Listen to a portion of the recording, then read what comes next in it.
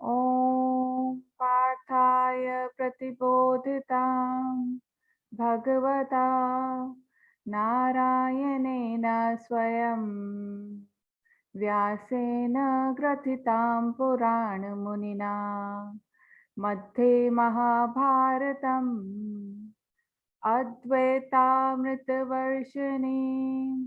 भगवतीम् अष्टादशाध्यायिनीम् अम्ब त्वाम् अनुसन्दधामि भगवद्गीते भवद्वेषिणी नमोस्तुते व्यासविशालबुद्धे फुल्लारविन्दाय यत्पत्रनेत्र येन त्वा भारतेलपूर्ण प्रज्वालितो ज्ञानमय प्रदीप प्रपन्न पारिजाताय स्तोत्र वेत्र कृपाणये ज्ञानमुद्राय कृष्णाय गीतामृतदोहे नमः। सर्वोपनिषदो गावो दुग्धा गोपालनन्दनः पार्थो वत्स सुधीर्भोक्ता दुग्धं गीतामृतं महत वासुदेव वासुतं देवं कंसचारुमर्दनं देवकी परमानन्दं कृष्णं वन्दे जगद्गुरु भीष्मद्रोणजयद्रथजलः गान्धारनीलोत्पला शैलग्रवति कृपेण वहनी कर्णेन वेलाकुला अश्वत्थामविकर्णघोरमकरा दुर्योधनावर्तनी सोत्तीर्ण खलु पाण्डवे रणनदी कैवर्तक्य केशवः पाराशर्य सरोज ममलम गीतार्थगन्धोटकम् नानाख्यानक केसरं हरिकथा संबोधिना बोधितम् लोके सज्जन षट्पदैरहरः पीपीयमानं मुदा भूयाद भारत पंकजं कलिमल प्रध्वंसिन श्रेयसे मूकं करोति वाचालं पङ्गुलङ्घयते गिरिं यत्कृपातमहं वन्दे परमानन्दमाधवं यं ब्रह्म वरुण इन्द्र रुद्र मरुतः स्तुन्वन्ति दिव्यैस्तवै वेदे साङ्गशतपदक्रम उपनिषदै गायन्ति यं सामगा ध्यान अवस्थित तद्गतेन मनसा पश्यन्ति यं योगिनो यस्यान्तं न विदुसुरासुरगणा देवाय तस्मै नमः देवाय तस्मै नमः। तो हम वर्स 25 में देखते हैं भगवान बोलते हैं कि दो तरह के लोग हैं, ignorant people and wise people. जो ये इग्नोरेंट पीपल है वो किस तरह से काम करते हैं, वो किस तरह से एक्शन करते हैं, वो अटैचमेंट के साथ एक्शन करते हैं और वो हमेशा चाहते हैं कि उनका वो सोचते हैं कि आगे हमारे को इस एक्शन का रिजल्ट क्या मिलेगा, ये सोच के वो काम करते हैं। तो हमने जब कर्म की डेफिनेशन देखी थी, हमने तीन चीज देखी थी।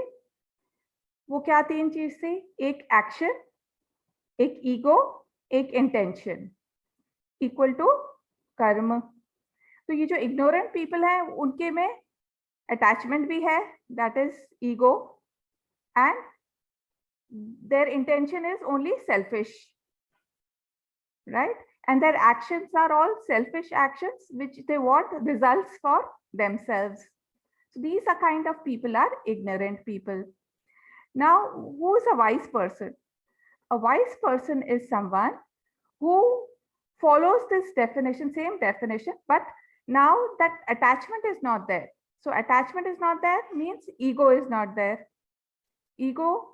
Egolessness aa gaya. That person is not looking for results. He's just happy doing the action itself. Whatever may be the outcome, do the action to the best of your ability, whatever may be the result. And his intention is Lok Sangraha. In this shlok, there is a word called as Lok Sangraha, which is important. The first part of the shlok, Bhagwan is saying how the wise person acts and how the ignorant person acts. And then he says the wise person acts with Lok Sangraha. What is this Lok Sangraha? Lok Sangraha का literal meaning होता है getting people together. But Gita के perspective से इसका meaning है कि to work for the welfare of everyone. मतलब आप overall सबके benefit के लिए काम कर रहे हो. That is Lok Sangraha. So when a leader works, that leader will work for the benefit of others, not just for himself or herself. So automatically when it is not for myself, then it is for the larger good. So automatically the selfishness is gone. क्योंकि अगर आप selfish होगे तो सिर्फ अपने लिए ही काम करोगे. When that you're working for the benefit of others, automatically that selfishness is gone. So ego becomes less and your intentions become purer. So you come on the path of Karma Yoga, right? So leader works for the larger good. And then how we have to start expanding our sphere of influence.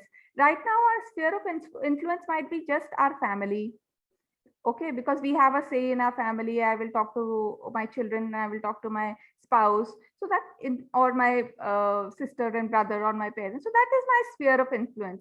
So slowly and steadily we have to work to expand this sphere of influence in which we can contribute in some way. It can be your society, your building, your community, your nation, and slowly and steadily the entire world, how you're benefiting. So basically, so what each one of us has to think, how we can reach out to a little more than ourselves.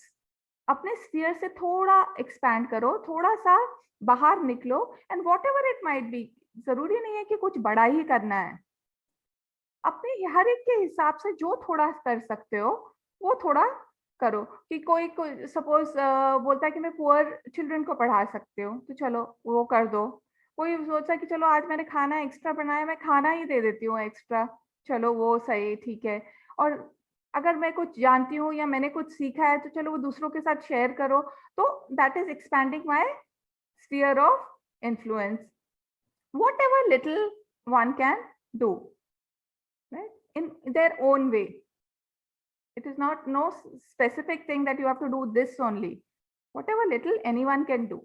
So this is verse number 25. There's a very beautiful quote by Steve Jobs. We all know who Steve Jobs is. He's a co-founder of Apple. So he says, we are here to make a dent in the universe. Otherwise, why else we are here? Means we have to do something which makes a difference in whatever way, right?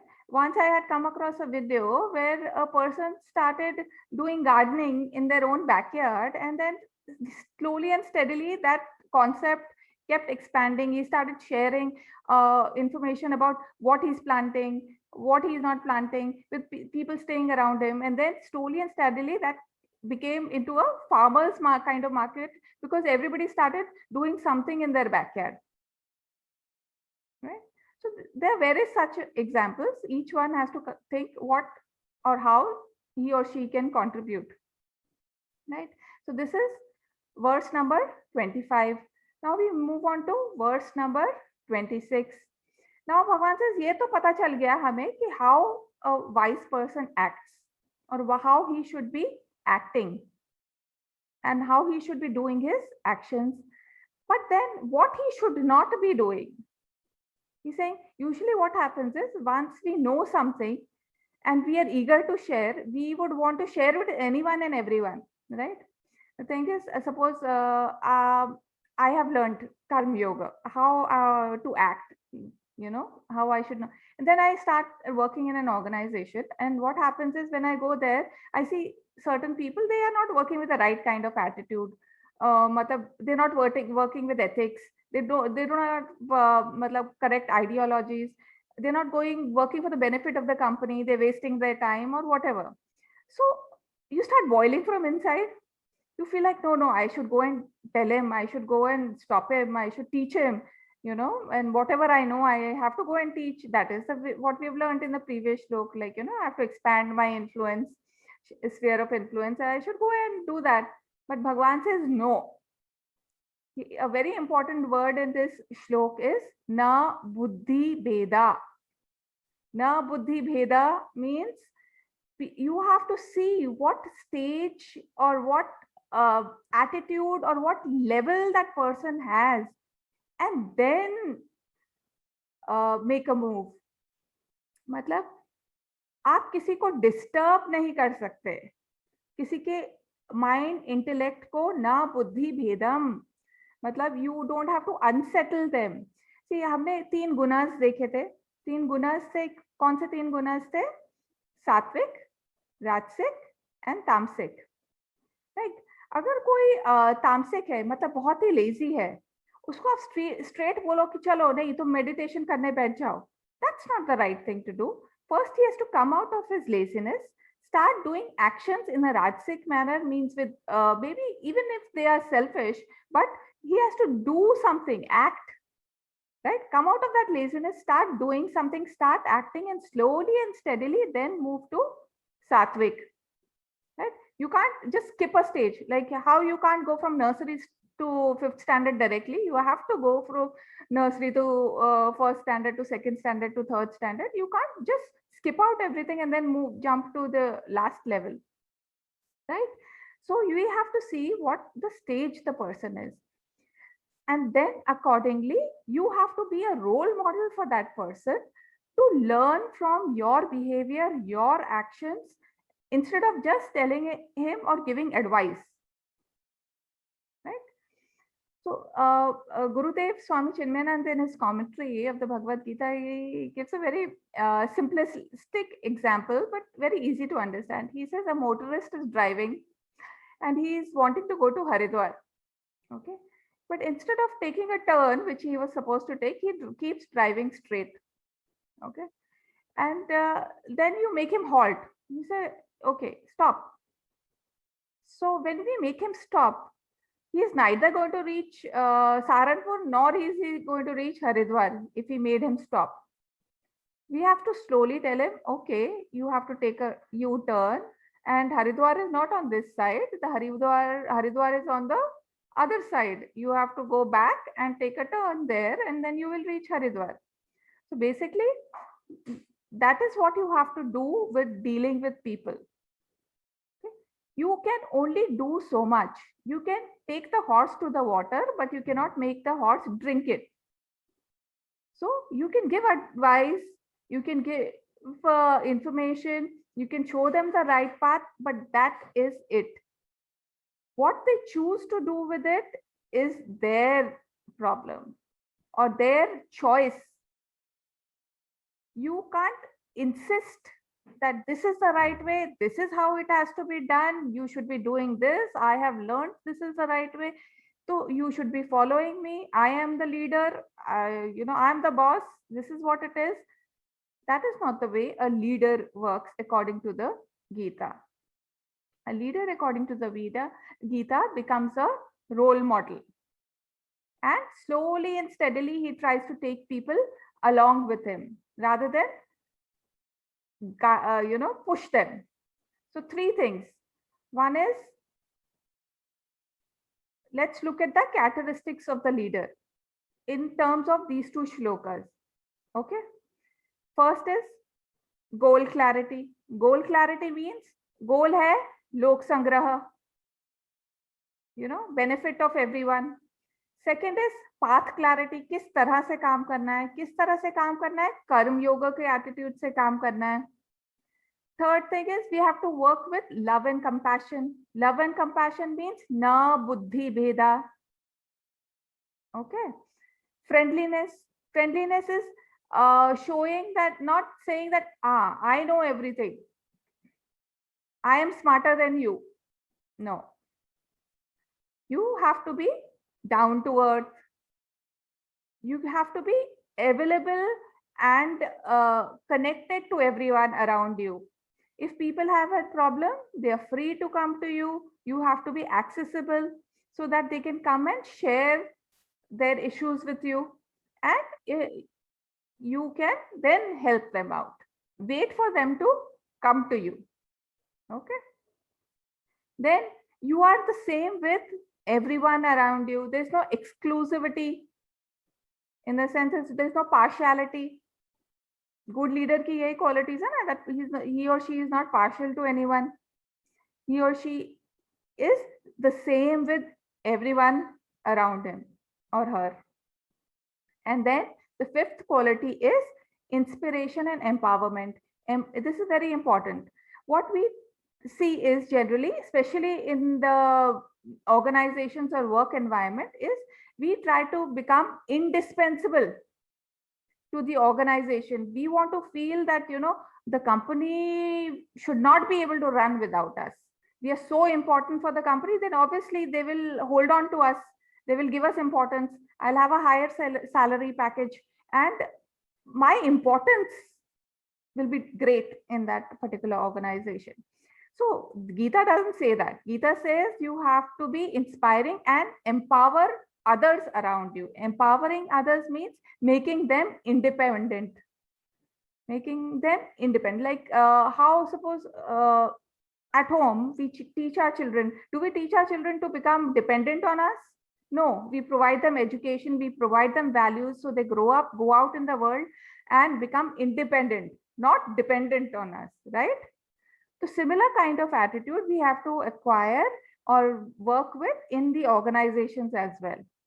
We have to empower people so they become independent. They are not dependent on me.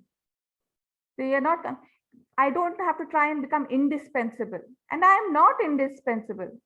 Actually speaking, according to the Gita, I have a shelf life. I have come to this world with an expiry date.